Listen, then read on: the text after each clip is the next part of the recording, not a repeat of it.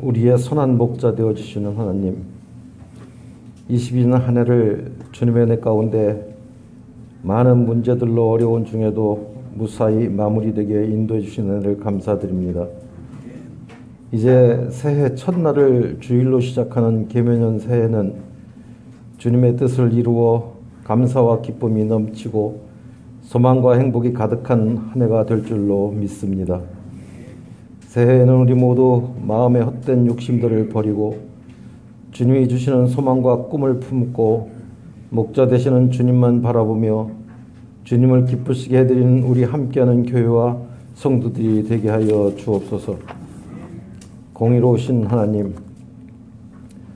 이 나라에 언제부터인가 공정과 상식은 사라지고 불의와 위선, 거짓과 음해가 만연하여 집단적 이기주의에 휩싸여서 마타도와 여론몰이로 상대를 무너뜨려야 살아남는 약육강식의 동물적 악행이 아무런 죄의식 없이 당연한 듯 자행되는 공의롭지 못한 지옥 같은 세상이 되고 있음을 용서하여 주시고, 힘없고 곤궁한 백성들을 긍휼히 여기사 주님이 세운 공의로 이 땅에 공정한 질서가 바로 세워지고 정직하게 주님의 뜻대로 살아가는 삶 속에서 보통 사람들이 자유와 평안을 누리며 나보다 남을 먼저 배려하고 양보하며 콩 한 쪽이라도 나누어 먹던 옛정과 사랑을 회복하여 더 이상 분쟁과 다툼이 없는 평화롭고 행복한 이 나라가 될 수 있게 인도하여 주옵소서. 잃은 양 한 마리를 찾도록 찾으시는 하나님, 주님의 뜻을 따라 우리를 죄악에서 구원하신 예수님의 십자가 보혈을 전하고 증거하는 증인되어 새해는 주님의 명령대로 구원의 즐거움을 회복하게 인도하여 주셔서 교회와 예배가 회복되고 믿음이 회복되고 찬양과 기도가 회복되고 건강이 회복되고 국제 질서와 관계가 회복되어 전쟁과 기근이 끝나고 평화가 회복되도록 도우시고 인도하여 주옵소서. 그리하여 모든 것이 풀리고 채워지고 다시 일어서는 한 해가 되어 행복과 기쁨, 감사가 넘치는 계명년 한 해가 되게 하사 온누리의 믿음, 소망, 사랑으로 가득한 주님의 나라가 임하게 하옵소서. 아멘. 오늘도 샤론 찬양대의 찬양과 세우신 목사님의 말씀이 성도들에게 감화 감동이 되게 하시고 주님께 영광과 기쁨이 되는 예배로 받아주시기를 간절히 바라오며 예수님의 이름으로 기도합니다. 아멘.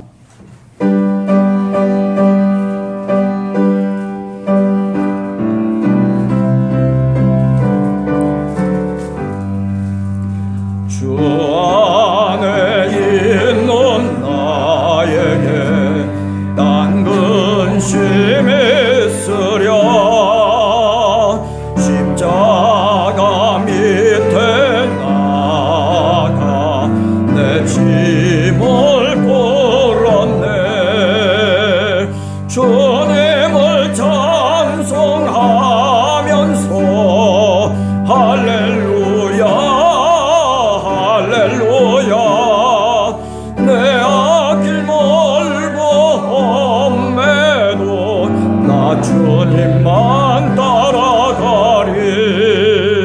그 두려움이 변하여 내 기도 되었고 전날의 한숨 변하여 내 노래 되었네. 주님을 찬송하면서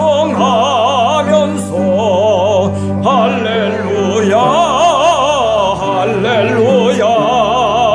내 앞길 멀음에도 나 주님만 따라가리. 내 주는 자비하셔서 늘 함께 계시고 내 궁핍함을 아시고 늘 채워주시네.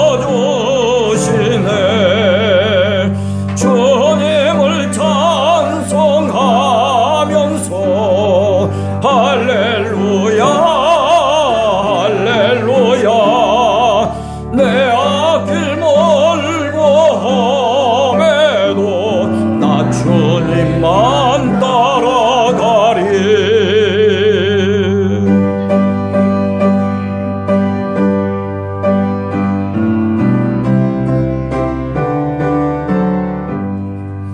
내 주와 맺은 언약은 영불변하시니 그 나라 가기까지는 늘 보호하시네.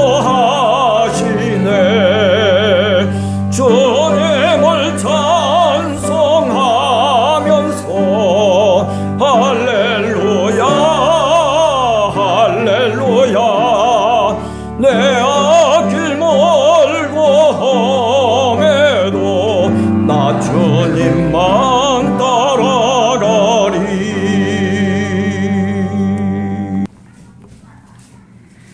나 곧 나는 여호와라. 나 외에 구원자가 없느니라.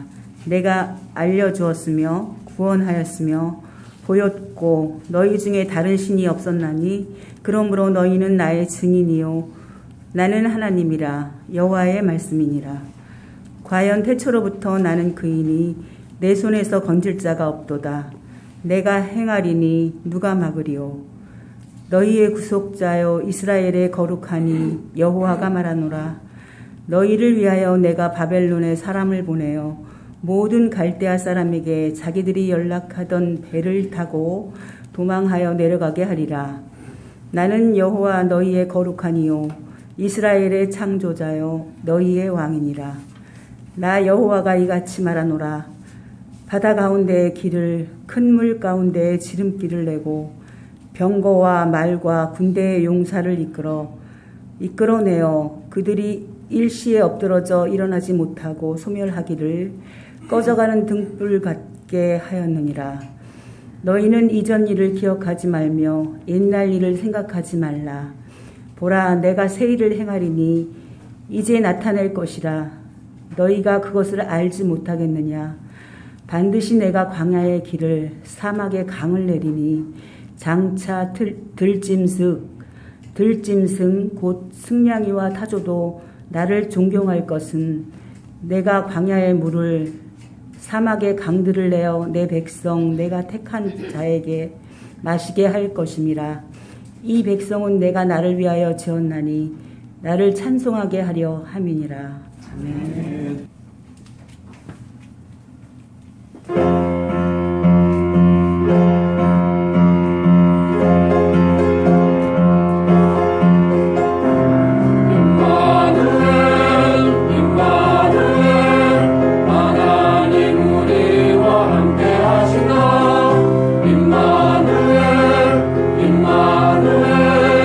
하나님 우리와 함께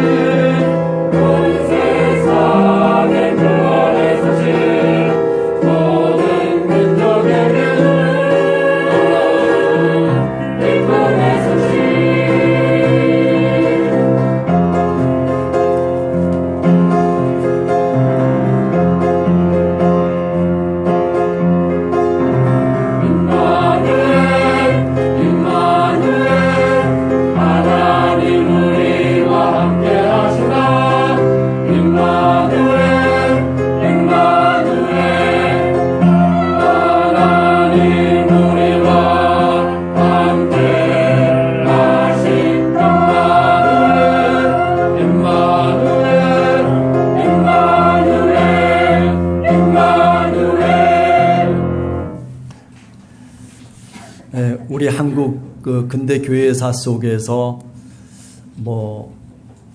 기독교 인물 가운데 두 분을 한번 뽑아봐라 그렇게 얘기하면 아마 일제 강점기 동안에 순교하신 주기철 목사님, 그리고 그 다음에 영락교회를 세우신 한경진 목사님, 이 두 분을 우리가 보통 떠올리지 않을까 그렇게 생각을 합니다.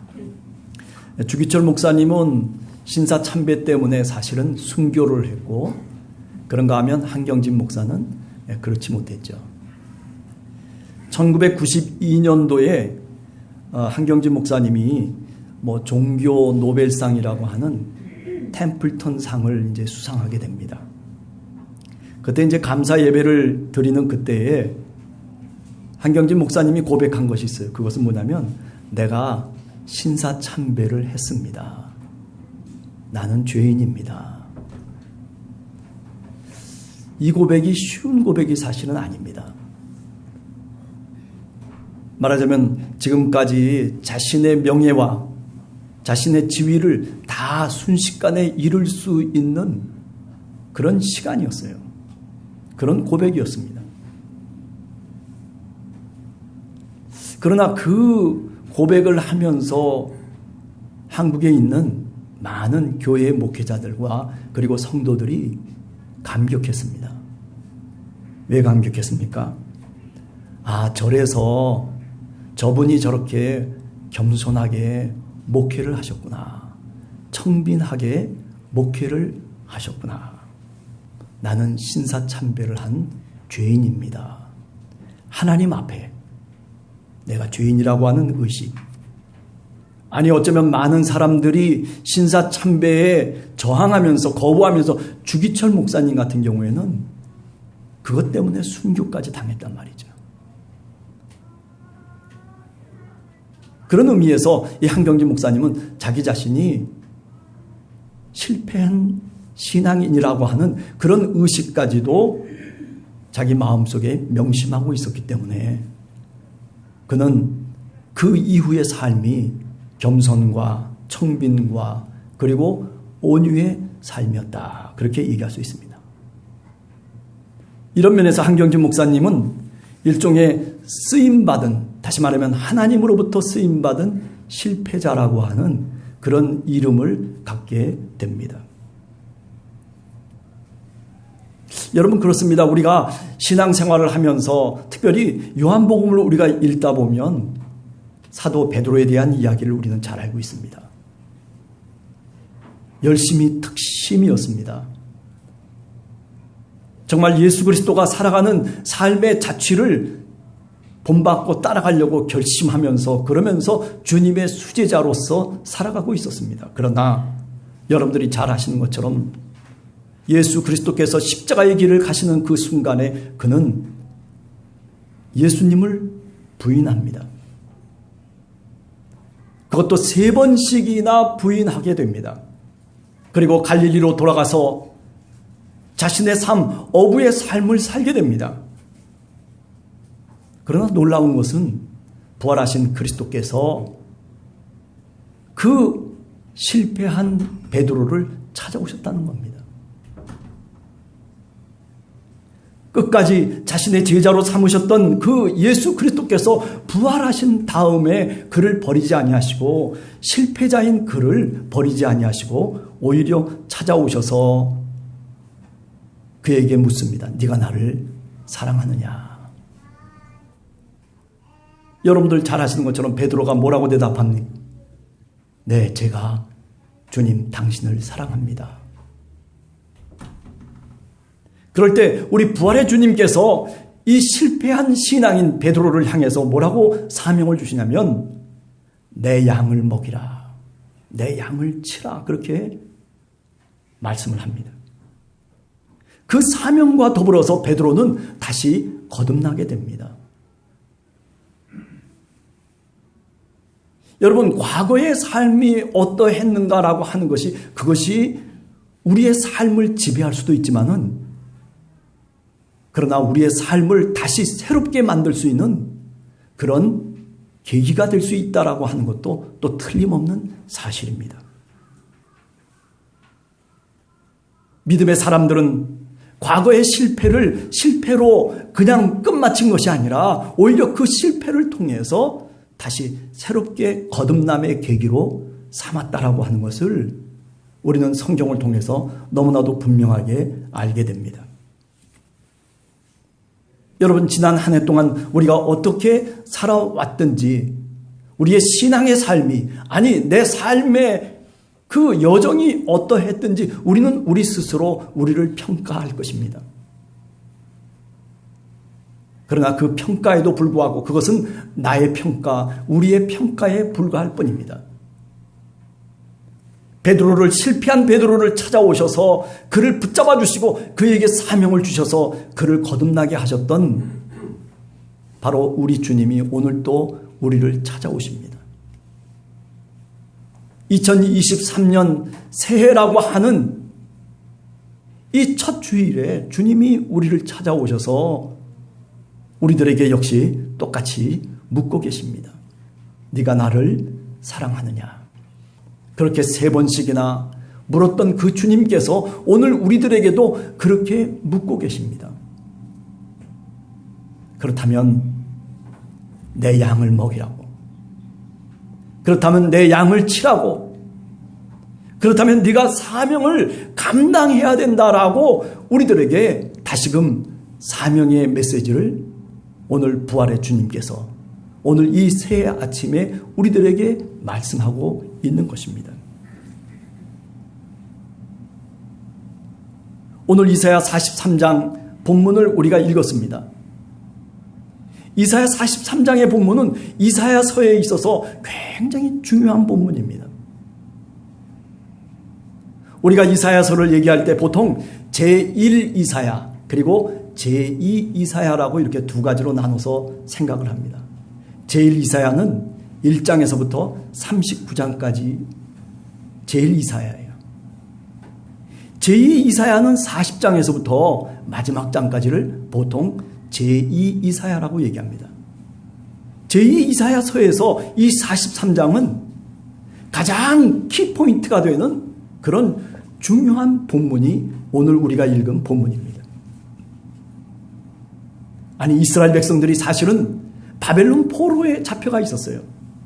마음대로 할 수 없고 내 뜻대로 할 수 없고 남의 명령을 따라서 살아갈 수밖에 없는 그런 노예의 신분으로 전락한 이스라엘 백성들을 향해서 이제 제2 이사야라고 하는 이름 없는 예언자가 하나님의 말씀을 대변하고 있는 것입니다.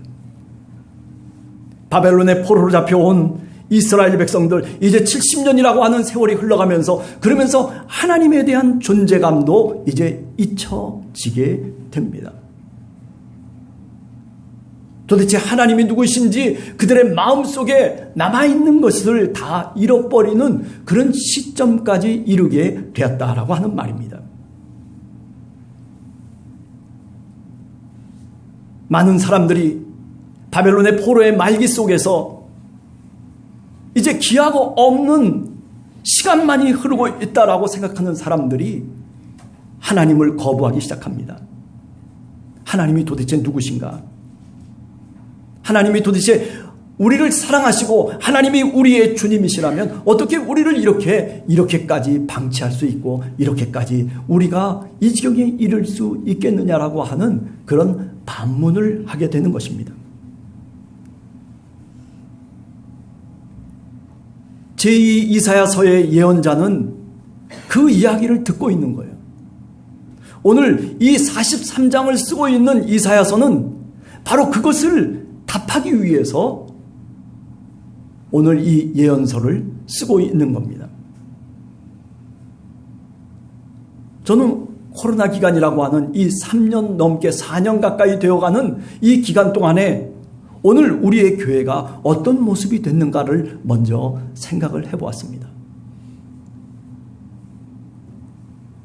한국에 있는 많은 교회들이 지금 힘들어하고 있습니다.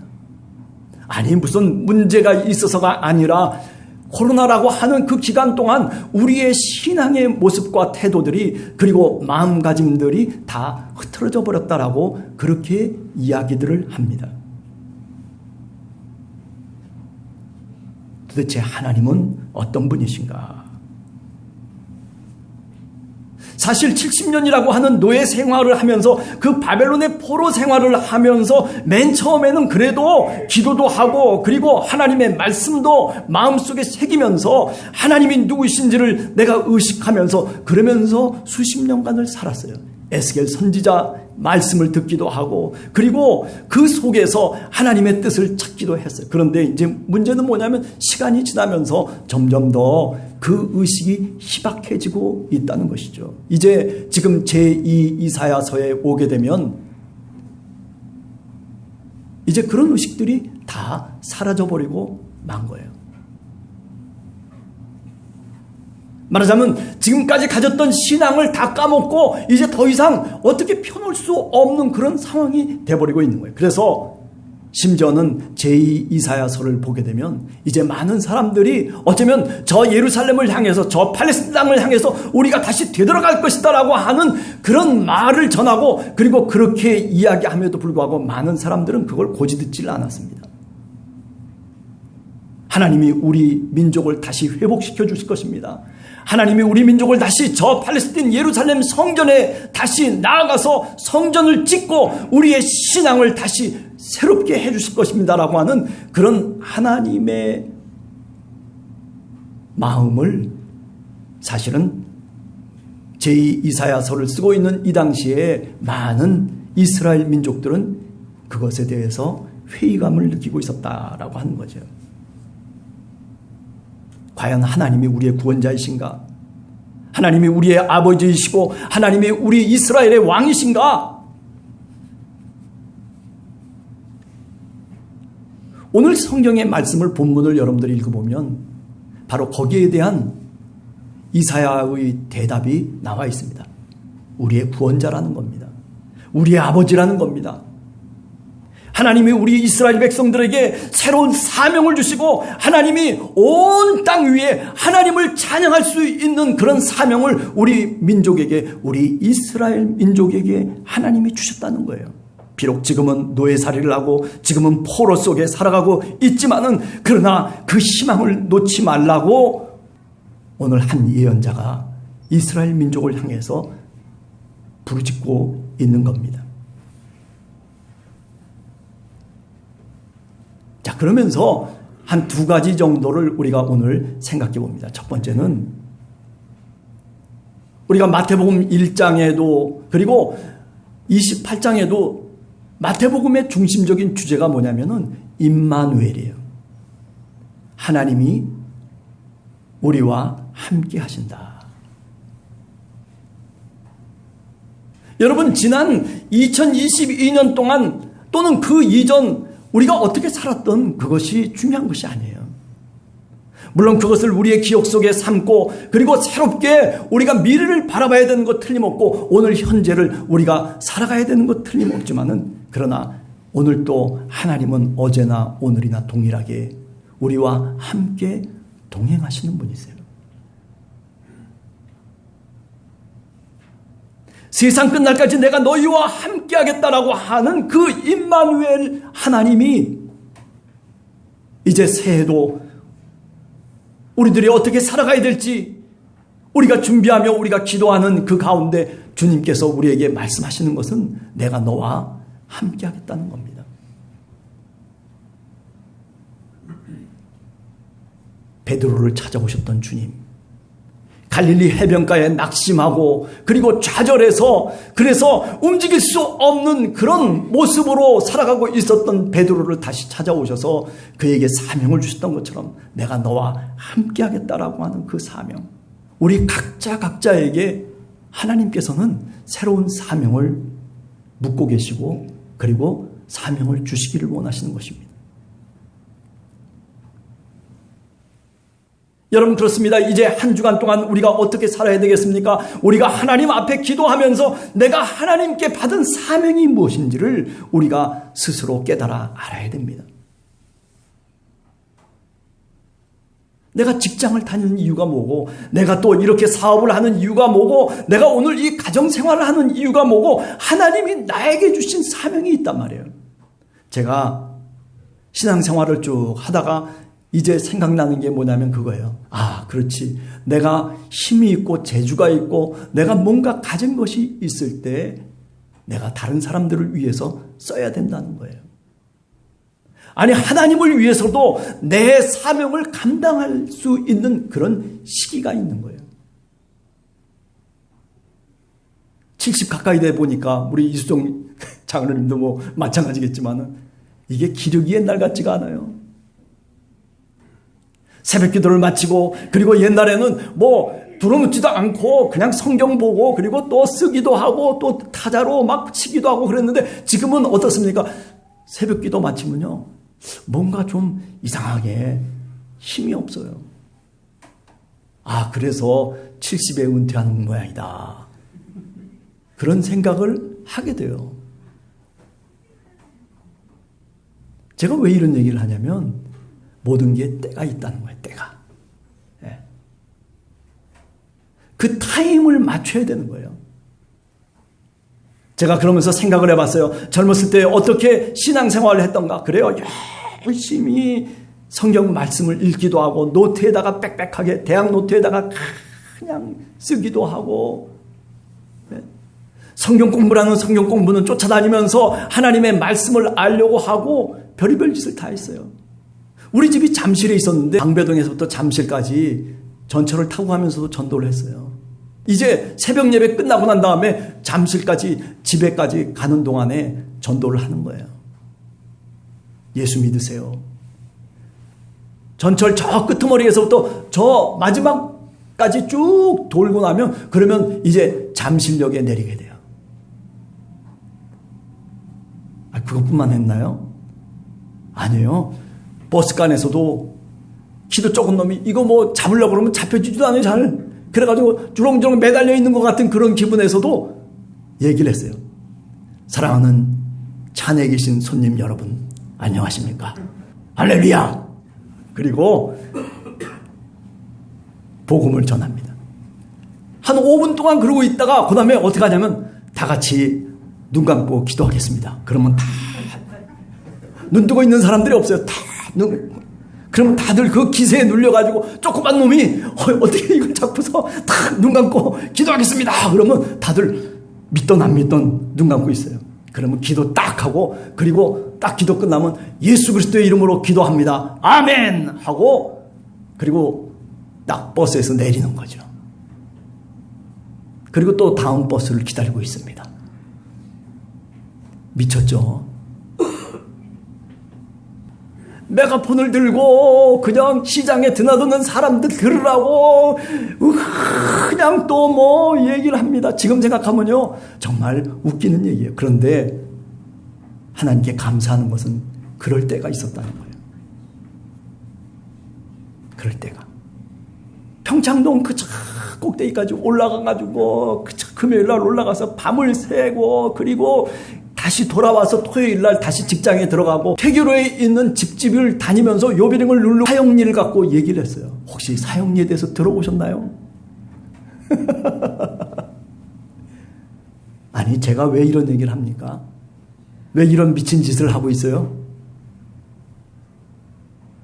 임마누엘, 하나님이 나와 함께 한다라고 하는 그런 굳건한 믿음을 갖고 있었기 때문이에요. 자랑이 아닙니다. 우리와 함께 하시는 그 하나님. 그래요. 내 자존심 좀 상해도 괜찮아요. 내가 좀 손해를 봐도 괜찮아요. 내가 출세를 못해도 괜찮아요. 내가 뭐 진급을 안 해도 상관없어요. 중요한 것은 뭐냐면 내가 하나님의 종으로서 살아가는 거예요. 인생이라고 하는 게 그런 거예요. 잠깐 동안이에요. 어떻게 살아가실래요? 그래요. 돈도 많이 벌고, 그래가지고 좀 뭐라 그럴까요? 지위도 높아지고, 그래서 많은 사람들이 존경받는 그것도 참 의미가 있죠. 그러나 오늘 이 임마누엘 신앙이라고 하는 것은 하나님이 나와 함께하고 있다라고 하는 그 확신만큼 중요한 것이 없다는 신앙이에요. 올 한 해 동안 이런 임마누엘 신앙을 갖고 여러분들이 신앙생활 하시기를 간절히 주님의 이름으로 축원합니다. 아니, 다 미치라는 얘기가 아니에요. 그런 확신 속에서 어떤 흔들림 없이 정말 주님과 함께 동행할 수 있는 그런 믿음의 사람들이 되기를 간절히 원하는 것이죠. 그 다음에 두 번째는 사명을 회복할 줄 알아야 돼요. 내 사명이 뭔가? 그죠? 하나님이 나에게 어떤 달란트를 주셨고 하나님이 나에게 어떤 재주를 주고 어떤 능력을 줬는지를 우리가 잘 파악할 줄 알아야 돼요. 네. 그래서 그 능력을 갖고 하나님께 영광을 돌릴 줄 알아야 돼요. 하나님을 찬양토록 하기 위함이라고 오늘 이 본문에도 이야기하고 있잖아요. 하나님께 영광을 돌리는 삶을 살아야 된단 말이에요. 예? 그러기 위해서는 사명이 회복돼야 되는 거예요. 예? 하나님이 나에게 어떤 사명을 주셨는지 그 사명에 따라서 생각해 보면 내가 좀 실패해도 괜찮아요. 그래도 다시 일어서면 되는 거예요. 지난 한 해 동안 우리가 사명을 감당하지 못했어요. 우리 교회도 사명을 감당하지 못했어요. 나 자신도 마찬가지고 내 가정도 마찬가지고 내가 주님이 나에게 주신 사명을 감당하지 못했다면 그렇다면 올 한 해 동안 한번 주님 앞에 기도해 보세요. 진실하게 무릎을 꿇고 주님 앞에 기도를 하세요. 주님, 제가 어떤 사명을 받았습니까? 하나님, 이 사명 감당하기 위해서 하나님 올 한 해 동안 주님께서 저에게 지혜를 주시고 저에게 힘을 주시고 저에게 능력을 주시옵소서. 아니, 이 사명 감당하기 위해서 주님 사람도 붙여주시고 물질도 붙여주시고 이 사명 감당하기 위해서 하나님 건강도 주시옵소서. 뭐 좀 이렇게 기도해야 될 거 아니에요. 그죠? 하나님 건강 주세요. 아프니까 또 그냥 이러고 저러고 그렇게 할 것이 아니라 하나님 사명 감당할 수 있는 건강을 주시옵소서. 사명 감당할 수 있는 물질을 주시옵소서. 사명 감당할 수 있는 믿음을 주시옵소서. 우리의 교회가 주님 정말 교회가 될 수 있도록 하나님께서 사람을 붙여 주시옵소서.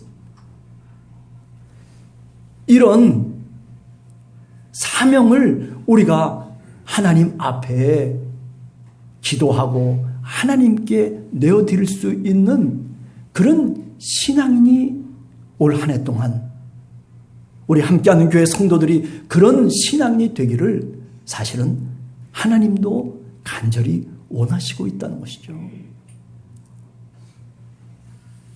사랑하는 성도 여러분, 이렇게 세월을 살다 보니까 다시 깨닫는 게 있어요. 그것은 뭐냐면 그래요. 때가 있는 거예요. 때가. 내가 지금 무엇을 할 때인지를 한번 잘 마음속에 기억해 보세요. 내가 할 수 있는 것이 무엇인가. 그리고 그 할 수 있는 것을 하나님과 기도하면서 그러면서 내가 할 수 있도록 하나님께서 능력 주시기를 기도하고 주님께 가까이 다가가면 하나님이 우리에게 응답하시고 하나님이 우리에게 필요한 것들을 하나님께서 채워주실 줄로 분명히 믿습니다. 한 주간도 새해를 맞이해서 더 새로운 마음으로 내가 새 일을 행하겠다. 그렇게 하나님이 말씀하시는 그 음성을 들으면서 그렇습니다. 나도 새 일을 행하시는 하나님께 준비된 사람으로서 나아가겠습니다라고 하는 이런 마음의 다짐을 갖고 한 주간도 힘차게 살아가시는 여러분 되시기를 간절히 주님의 이름으로 축원합니다. 같이 기도하겠습니다.